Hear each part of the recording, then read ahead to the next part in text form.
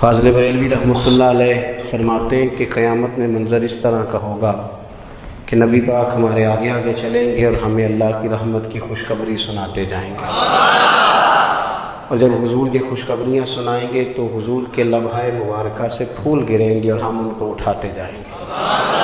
فرماتے ہیں خود تو وہ تھوڑی دیر کے لیے روئیں گے اللہ کی بارگاہ میں کہ یا اللہ انہیں معاف کر دے، خود روئیں گے لیکن ہمیں ہنسا دیں گے۔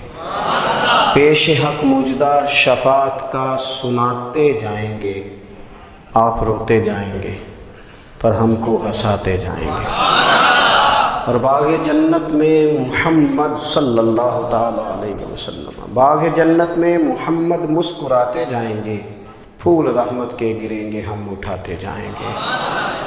حشر تک ڈالیں گے ہم پیدائش مولا کی دھوم، اور مثل فارس نجد کے قلعے گراتے جائیں گے۔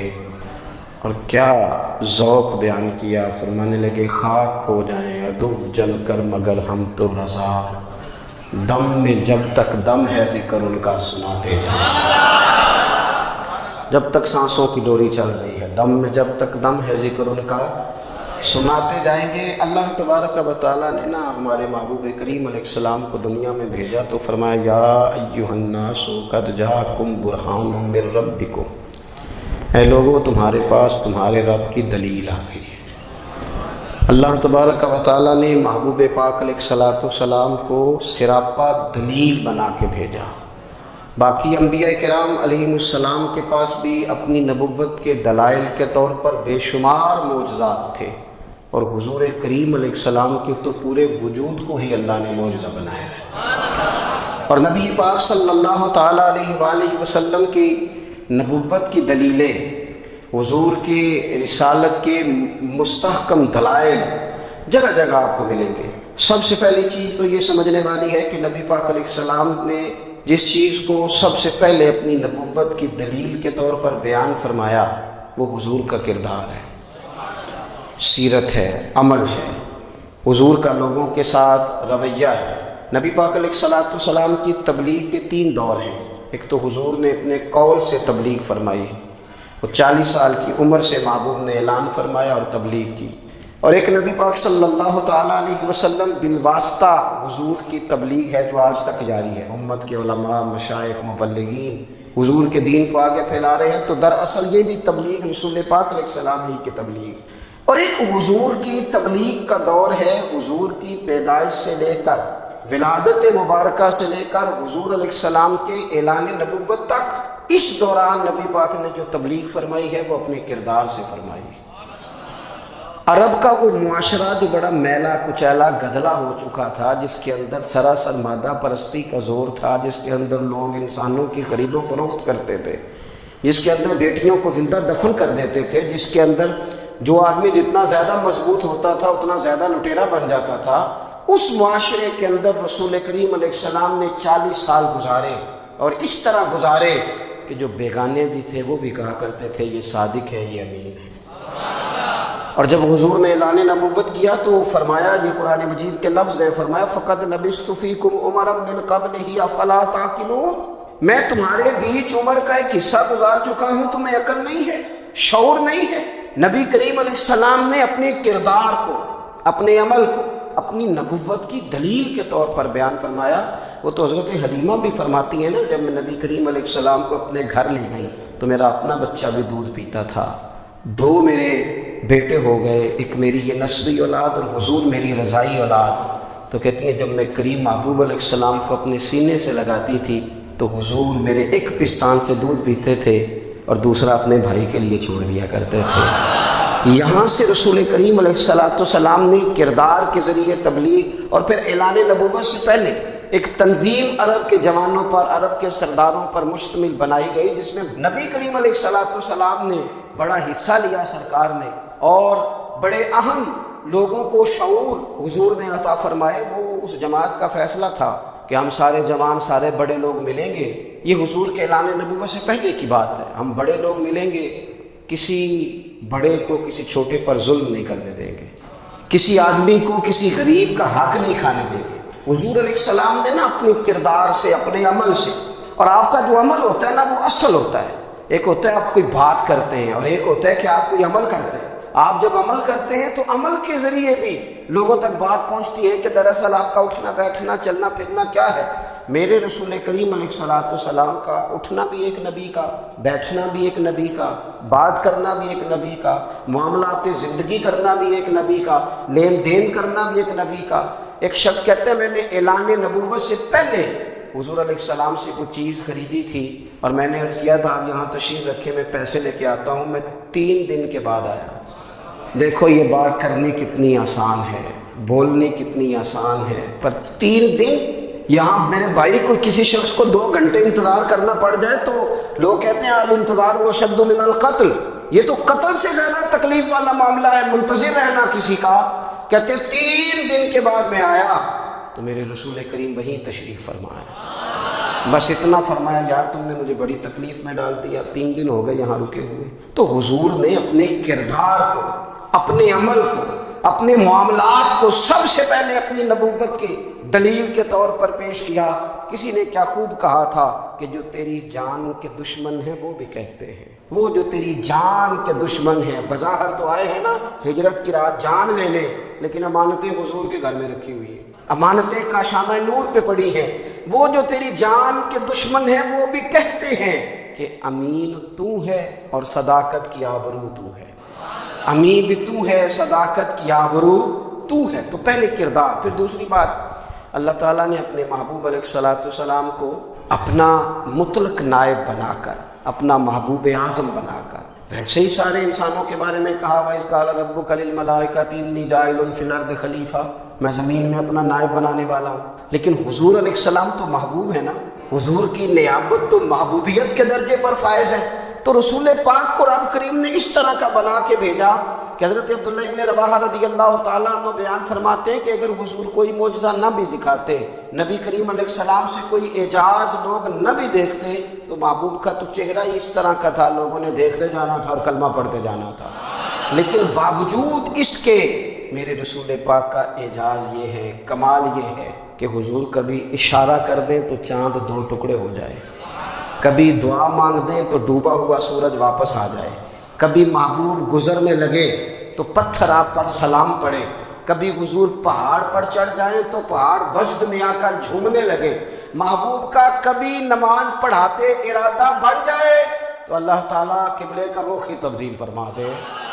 کیا خوبصورت سوچ ہے اور کیا نظریہ دیتے ہیں بریلی کے امام، فرماتے اجابت کا جوڑا عنایت کا صحرا دلہن بن کے نکلی دعائے محمد، اور اجابت نے جھک کر گلے سے لگایا بڑی ناز سے جب دعائے محمد، دیکھو خدا کی رضا چاہتے ہیں دو عالم، خدا چاہتا ہے رضائے محمد صلی اللہ تعالی علیہ وسلم۔ اور ایک مقام پہ فرماتے ہیں نائب دست قدرت پہ لاکھوں سلام، نائب دست قدرت پہ لاکھوں سلام۔ تو اللہ تعالیٰ نے نبی پاک صلی اللہ تعالی وسلم کو جو اعجاز۔ پھر ایک اور بات، حضور امی ہے، دنیا میں آ کر محبوب نے کسی سے پڑھا ہی نہیں، میرے محبوب نے جتنا پڑھا ہے رب کریم سے پڑھا ہے۔ الرحمن علم القرآن خلق الانسان، رحمان نے قرآن سکھایا پھر انسان بنایا۔ اللہ تبارک و تعالیٰ کی بارگاہ کرم سے حضور نے لیا، رسول کریم امی ہیں، یہ بھی حضور کی نبوت پر ایک بڑی دلیل۔ دیکھو ایک ہوتا ہے کوئی آدمی بچپن سے کسی چیز سے شغف رکھے اور جب اس کی عمر بڑی ہو جائے تو کہتے ہیں اس کا تجربہ بڑا ہو گیا، یہ پہلے کوئی شعر کہتا تھا، کوئی ادبی جملہ کہتا تھا، تو اب اس کی یہ کام کرتے کرتے عمر بڑی ہو گئی ہے تو رسوخ حاصل ہو گئے۔ 40 سال کی عمر مبارک تک نبی کریم نے ایک شعر بھی نہیں کہا۔ حضور علیہ الصلوۃ والسلام نے کبھی کوئی ایسی بات، ویسے تو حضور کی ہر بات حکمت والی، لیکن جس کو عرب کے لوگ اپنے لہجے میں شاعری، اپنے لہجے میں ادب کہتے تھے، وہ حضور نے بیان نہیں فرمایا۔ لیکن جب 40 سال کی عمر میں اعلان نبوت کیا تو پھر بڑے بڑے فصیح و بلیغ، بڑے بڑے سیانے طفیل بن عمرو کہتے ہیں کہ اس شخص کو بھی میں نے دیکھا جسے بڑا ناز تھا اپنی فصاحت اور بلاغت پر، اور جب وہ حضور کے پاس آیا اور اس نے آ کے کچھ باتیں کی تو محبوب خاموشی سے سنتے رہے، اور جب وہ چپ کر گیا تو میرے کریم نے صرف سورہ فاتحہ پڑھی۔ کبھی اٹھتا تھا، کبھی بیٹھتا تھا، کبھی غور کرتا تھا، کبھی دائیں جاتا تھا، کبھی بائیں جاتا تھا، پھر کہنے لگا بتاؤ نا کلام کس کا ہے؟ فرمایا اس رب کا، اس رب کا، اس رب کا جس کا میں رسول بن کے آیا ہوں۔ نبی کریم صلی اللہ تعالیٰ علیہ وسلم امی ہیں، لیکن حضور نے کائنات کے رازوں سے پردے ہٹا دیے، نبی کریم نے جینے کے سلیقے بتا دیے، حضور نے ہر شخص کو اس کے مقصد حیات سے آگاہ کر دیا۔ نبی کریم علیہ السلام نے وہ فلسفہ حیات بیان کیا کہ لوگوں کو صرف جینے میں ہی مزہ نہیں آیا، مرنے میں بھی مزہ آنے لگا۔ لوگ آگے بڑھ بڑھ کے جانیں پیش کرنے لگے، اپنی اولادیں قربان کر، جو فلسفیوں سے کھل نہ سکا اور نکتہ وروں سے حل نہ ہوا، وہ راز ایک طیبہ والے نے بتلا دیا چند اشاروں میں۔ محبوب کریم امی ہیں، لیکن حضور نے اس طرح دنیا کو سکھایا، اس طرح دنیا کو پڑھایا، اس طرح حضور نے علم کے چراغ اور دیپ روشن کیے کہ قیامت تک جسے روشنی ملے گی نا، اسے صرف دروازہ مصطفیٰ سے ملے گی، اسے رسول کریم علیہ السلام کے در دولت سے ملے۔ کچھ لوگوں نے کہا کہ اپنے پاس سے آیات بنا کے لاتے ہیں، اپنے گھر میں بیٹھ کے دعوے کر لینا تو کوئی مشکل کام نہیں نہ ہوتا، سارے لوگ ہی کر لیتے ہیں۔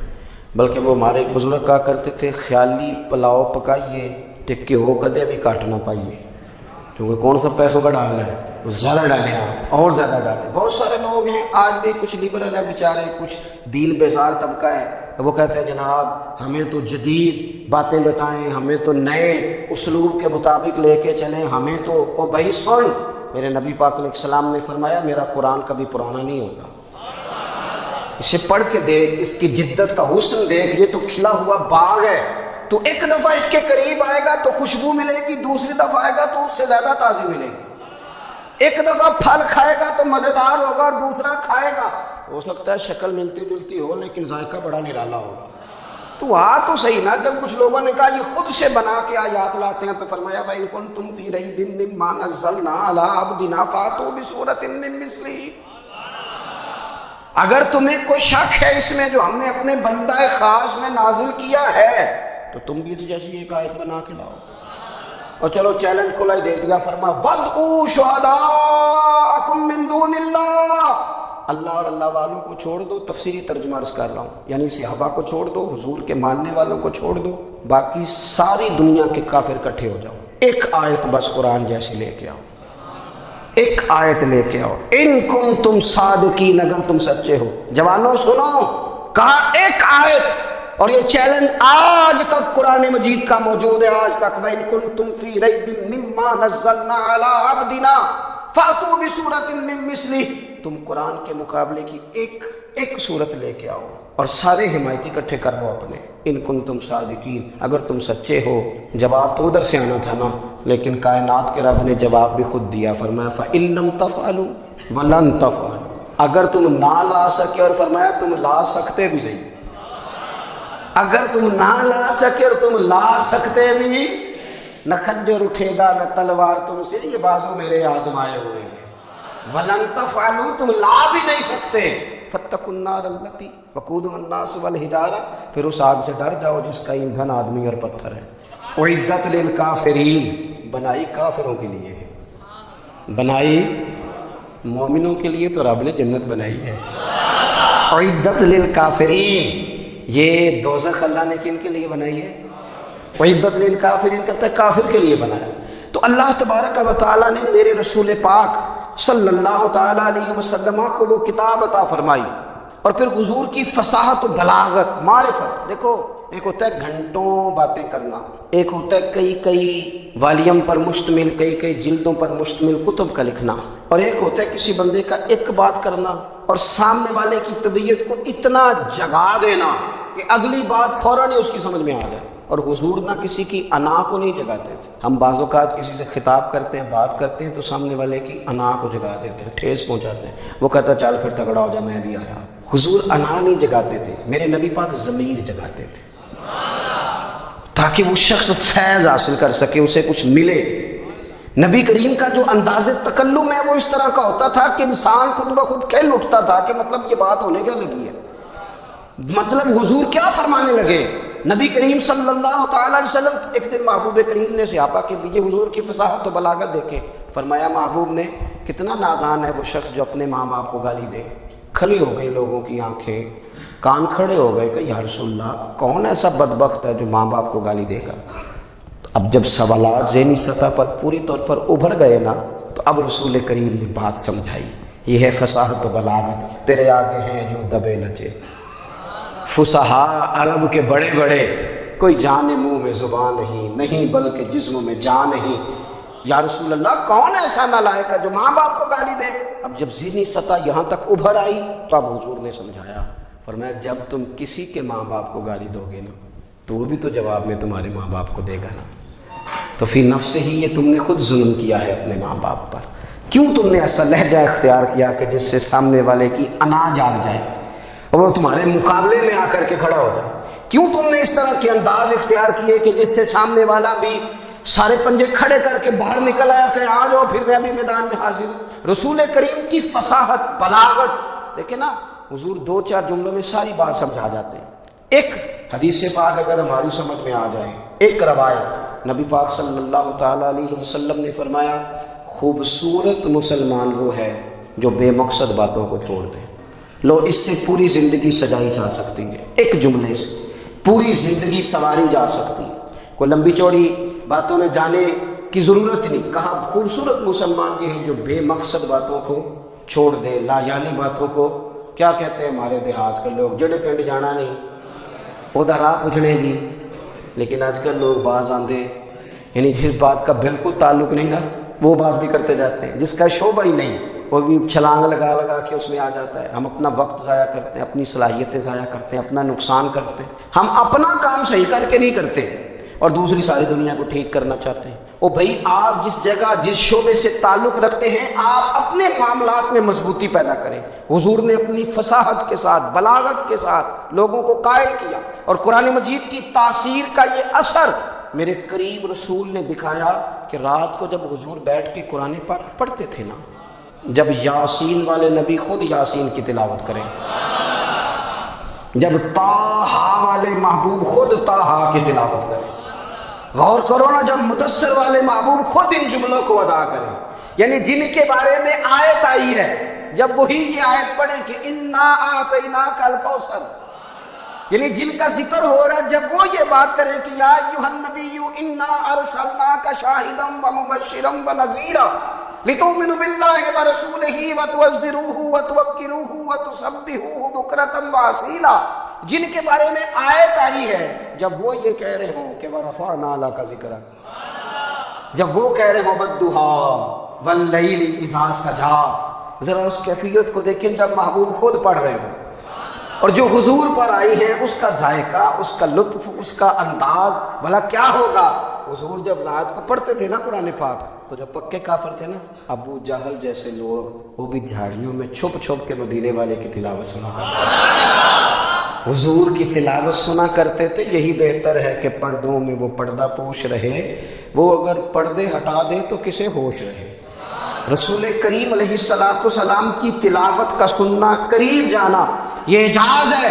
حضرت فاروق اعظم کہتے ہیں میں طبیعت کا بڑا ڈاڈا تھا، مزاج کا بڑا سخت تھا، زندگی ہمیشہ ڈٹ کر گزاری، باتوں پر کھڑا رہنا آتا تھا، پر جب میری بہن نے مجھے چند آیتیں سنائی نا تو میں تڑپ ہی گیا. کروں آیا سا مار مقامنے نو ہن مینو مار دے لے چلو، اوے متے عمر دی عمر برباد ہو جائے جتھے عمر سوار دے لے چلو.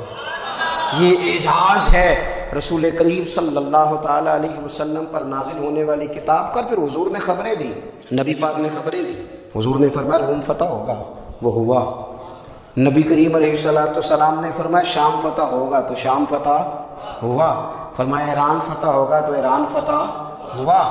سراقہ بن مالک کہتے ہیں ایک گاؤں پر بھی مسلمانوں کی حکومت نہیں تھی. ایک گاؤں پر حضور مکہ مکرمہ سے نکل رہے تھے، مدینہ طیبہ تشریف لے جا رہے تھے، ابھی راستے میں تھے. میں 100 سرخ اونٹوں کے لالچ میں معاذ اللہ حضور کو گرفتار کرنے پہنچ گیا.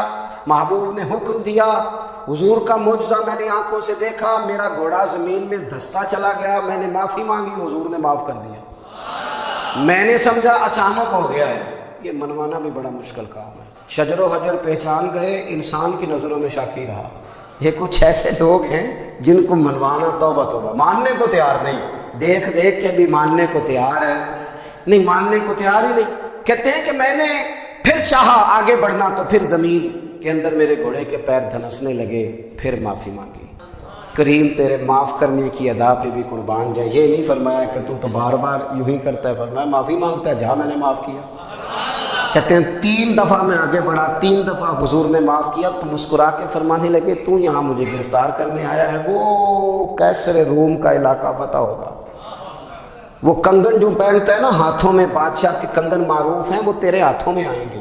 اللہ کرے آپ سمجھیں، یہ جو لوگ ڈری ڈری سہمی اور ہمارے بچے مایوسی کی معاذ اللہ باتیں کرتے ہیں، وہ دیکھیں حضور کس طرح کی گفتگو فرماتے ہیں۔ ابھی ایک گاؤں پر بھی اسلام کی حکومت نہیں، لیکن حضور کا خبر دینے کا انداز، کریم فرمانے لگے وہ کیسر روم کے جو کنگن ہوں گے وہ تیرے ہاتھوں میں آئیں گے۔ جناب سراقہ بن مالک فرماتے ہیں کہ میں مسلمان ہو گیا، حضور کا وصال ہو گیا، کنگن نہیں آئے۔ حضرت ابوبکر صدیق کا وصال ظاہری ہو گیا، کنگن نہیں آئے۔ جناب عمر کا دور آ گیا، سراقہ بوڑھے ہو گئے۔ کوئی بندہ پوچھتا نا کہ اب تو عمر ڈھل گئی ہے، زندگی کا پتہ نہیں، کہنے لگے نہیں میں نہیں جاتا،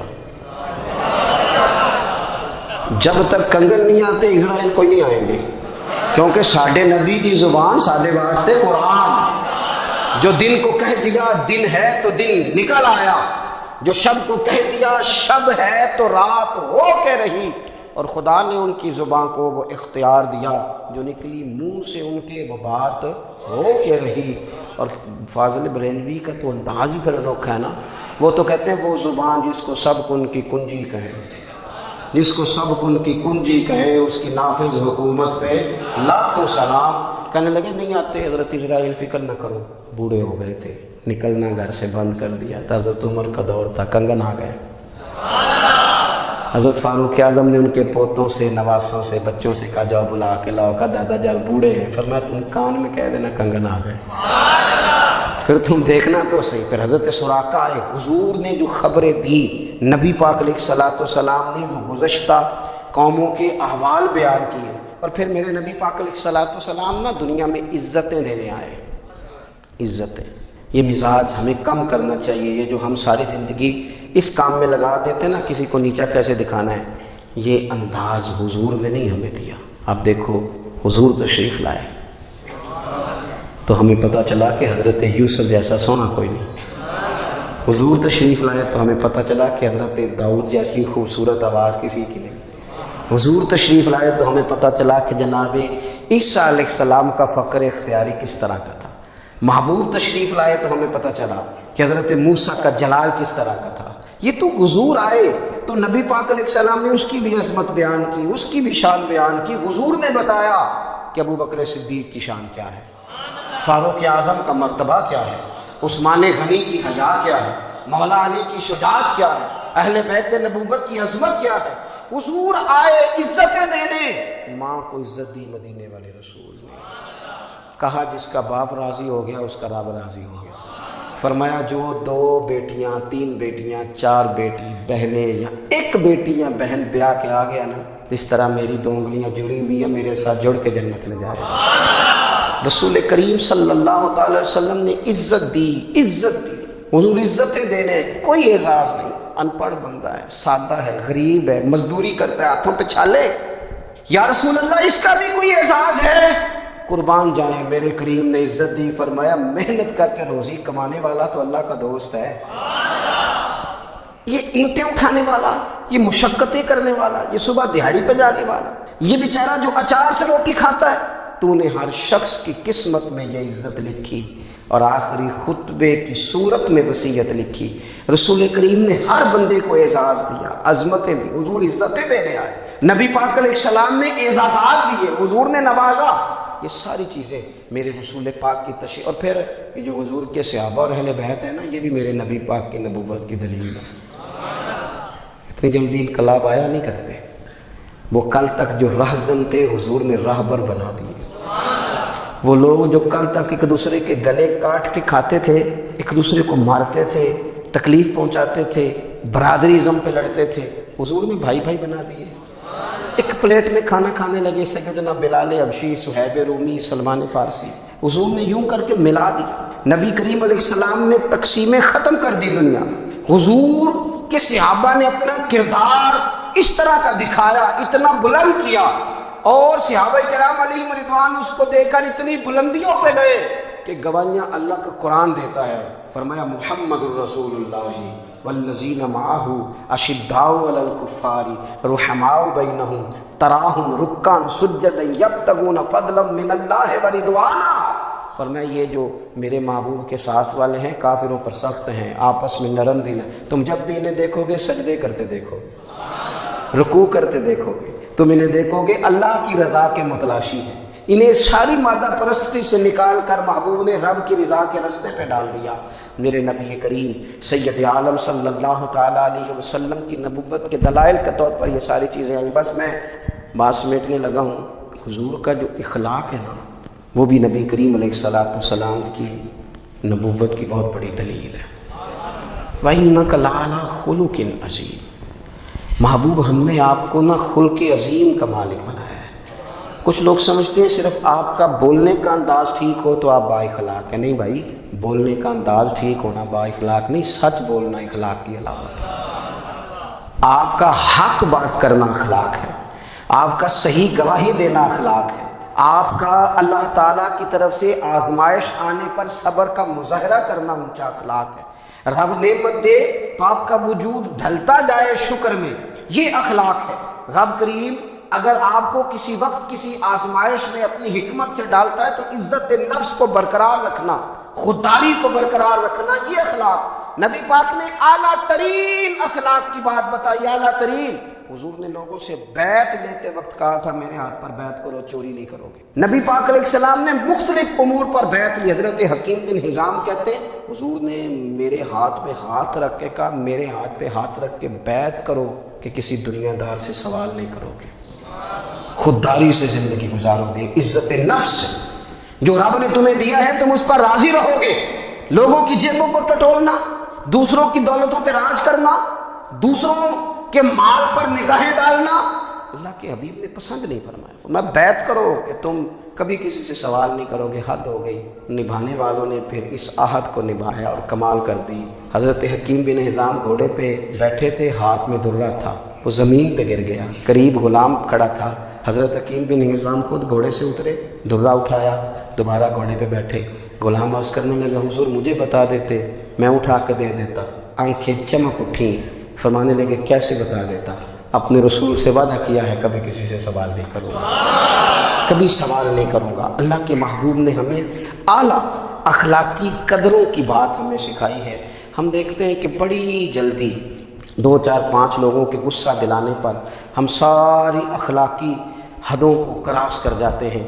دوستو ہمارا ایک ویژن ہونا چاہیے، ہمارے ذاتی رویے بڑے معتبر ہونے چاہیے۔ لین دین کے معاملات کے اندر مسلمانوں کو بڑا صاف ستھرا ہونا چاہیے۔ ہمیں اپنی معاشی زندگی میں روزمرہ کے معاملات میں ہماری توجہات کا مرکز صرف اللہ رسول کی ذات ہونی چاہیے۔ رب کریم نے اپنی حکمت سے کسی کو کتنا دیا ہے یہ اس کی حکمت کے تقاضے ہیں۔ ہمیں اس نے جس رنگ میں جس حال میں رکھا ہے ہمیں اپنے رب کی رضا پر بہت زیادہ مطمئن ہونا چاہیے۔ اچھا پھر ایک اور بات، جن چیزوں کو ہم نے دکھ بنایا ہے نا یہ تو وہاں دکھ تھا ہی نہیں، مہینہ مہینہ چولہا نہیں جلا، لیکن کسی جگہ اظہار غربت ہے حضور کی اولاد پاک کا یا صاحب کا یا ازواج کا، مہینہ مہینہ چولہا نہیں جلا۔ لیکن یہ اخلاق عالیہ کا حسن دیکھو، اپنے گھر مہینہ مہینہ چولہا نہیں جلا، جو مانگنے آیا اسے جھولی بھر کے عطا فرمایا، کوئی دروازے سے خالی نہیں گیا۔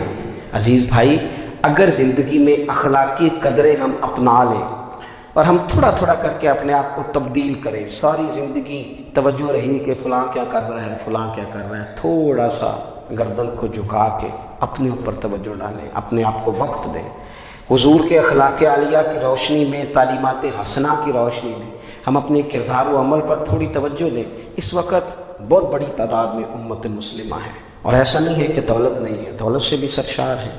ہمارے یہاں بڑے بڑے انجینئر ہیں، بڑے بڑے ڈاکٹر ہیں، لیکچرار ہیں، ہمارے پاس بڑے بڑے ہاسپٹل ہیں، بڑا کچھ ہے، لیکن کردار و عمل کے بادشاہ، اپنی زندگی تقوی کی روشنی میں گزارنے والے ان لوگوں کی تعداد کم ہے۔